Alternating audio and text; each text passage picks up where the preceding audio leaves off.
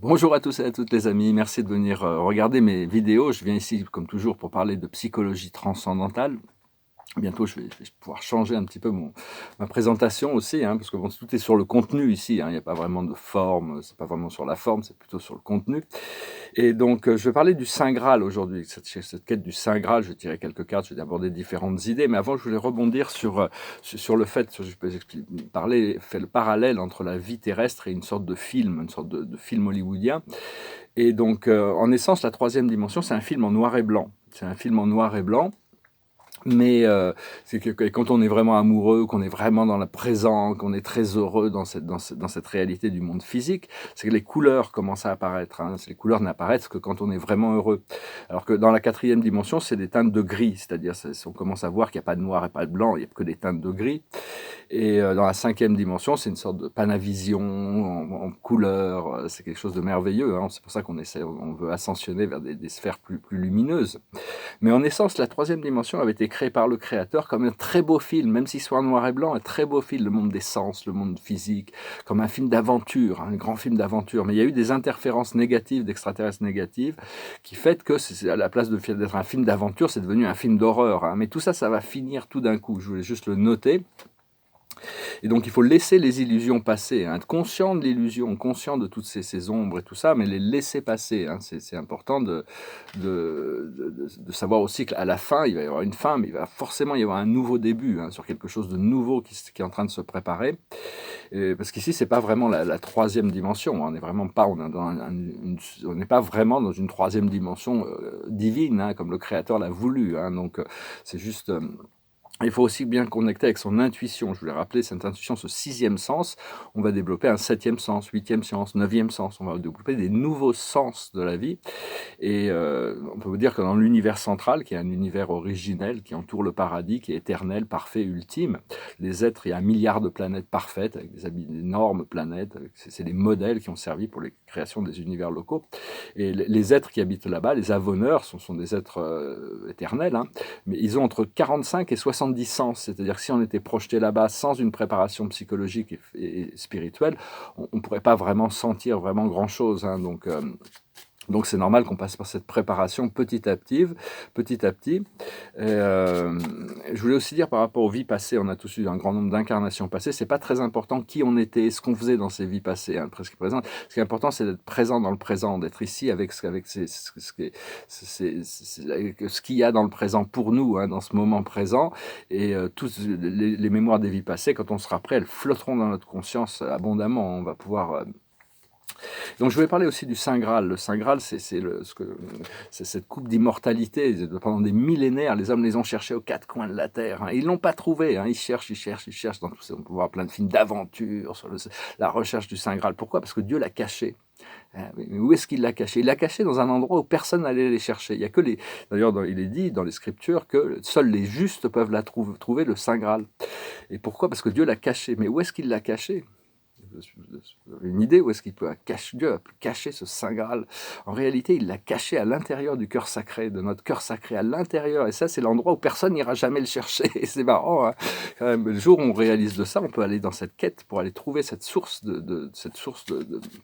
cette fontaine de jouvence à l'intérieur de nous. Enfin bon, c'est des choses qui vont se révéler petit à petit.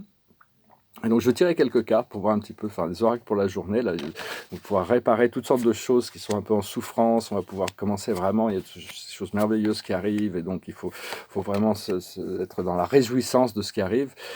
Le passé, c'est la destinée, et on est ancré sur les rails de notre destinée. La destinée, c'est là où on a le plus de joie, de bonheur. Même si on n'a pas une clarté totale, on doit pouvoir quand même s'autodéterminer sur le fait qu'on cherche cette libération et qu'elle est devant nous.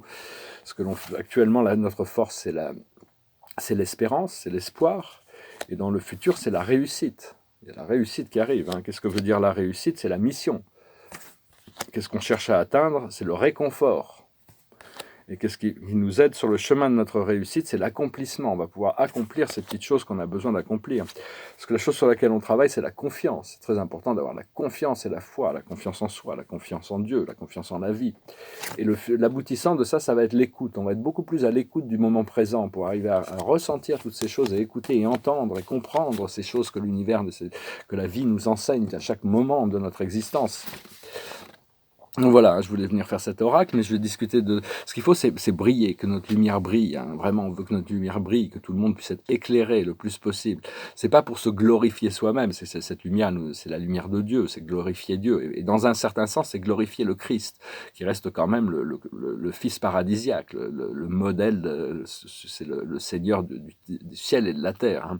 Donc on veut s'aligner, mais ce Christ, il doit émerger à l'intérieur des êtres. C'est même pas un enseignant, c'est même pas même pas un guide, c'est notre nature profonde, hein, c'est cette réalité christique de la lumière dorée.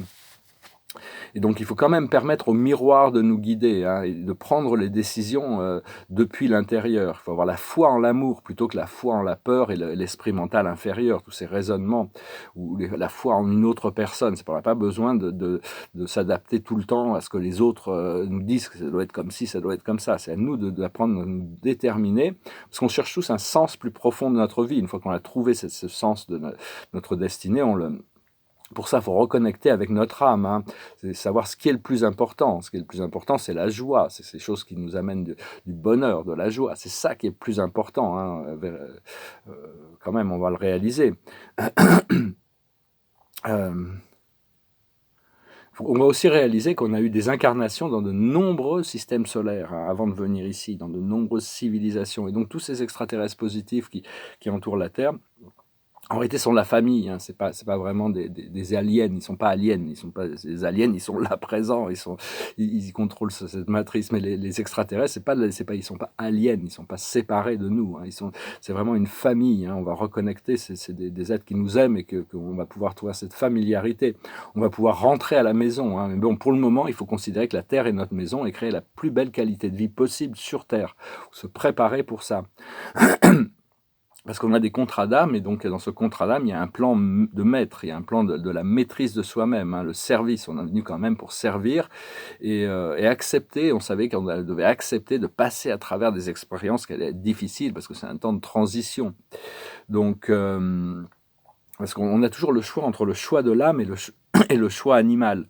C'est-à-dire, comme les Grecs l'expliquaient dans la philosophie, l'homme n'a pas d'archétype. Il choisit la nature angélique au-dessus ou la nature animale en dessous. Et des fois, les choix animaux, les choix que l'homme fait par rapport à sa nature animale, se détournent de leur plan d'âme. Hein. Ils rentrent dans des relations intimes avec des gens qui ne sont pas...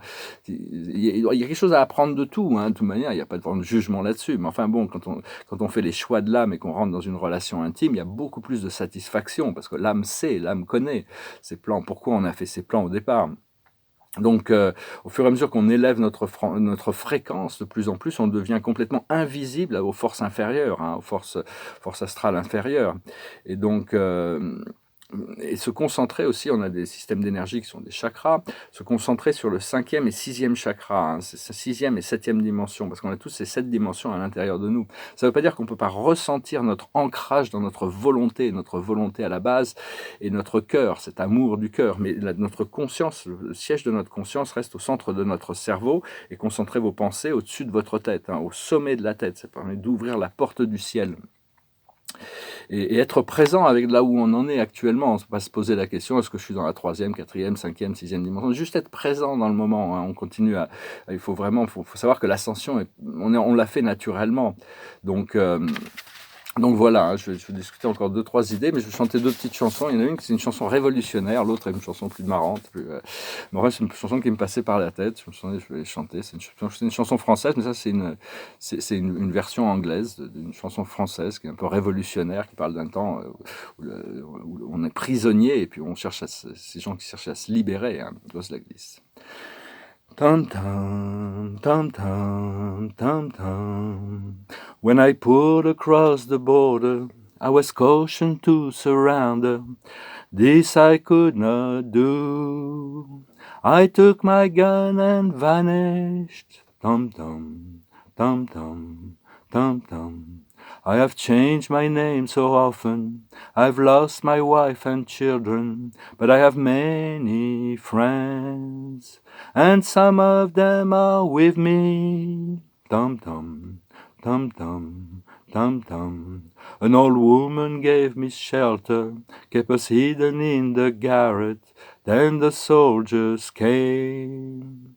She died without a whisper. Tum-tum. Tum tum, dum dum. There were 3 of us this morning. I'm the only one this evening, but I must go on. The frontiers are my prison. Dum dum, dum dum, dum dum. Oh, the wind is blowing. Through the grave the wind is blowing. Freedom soon will come. Then we'll come from the shadows. Dum dum, dum dum, dum dum. Les Allemands étaient chez moi. Ils me disent résigne-toi, mais je n'ai pas peur. J'ai repris mon âme. Dum dum, dum dum, dum dum. J'ai changé 100 fois de nom. J'ai perdu femme et enfant, mais j'ai tant d'amis. J'ai la France entière. Dum dum, dum dum, dum dum. Un vieil homme dans un grenier, pour la nuit nous a cachés. Les Allemands l'ont pris. Il est mort sans surprise. Dum dum, dum dum, dum dum. Oh, the wind is blowing. Through the grave the wind is blowing. Freedom soon will come.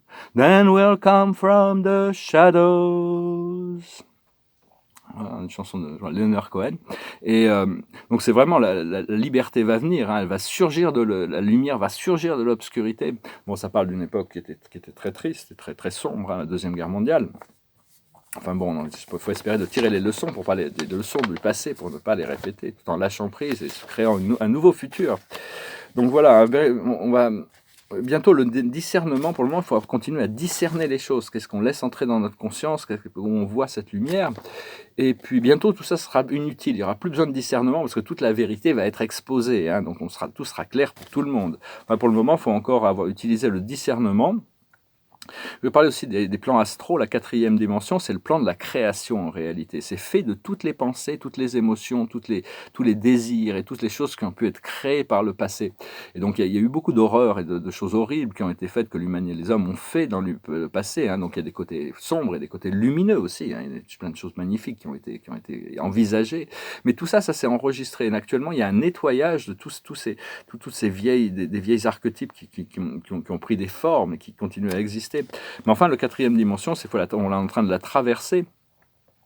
Et savoir que la Terre, c'est une sorte de terrain d'entraînement. Hein, mais il n'y a que vous et Dieu, en réalité. Une fois que vous comprenez ça, que la réalité est unipolaire, il n'y a que nous et Dieu, on peut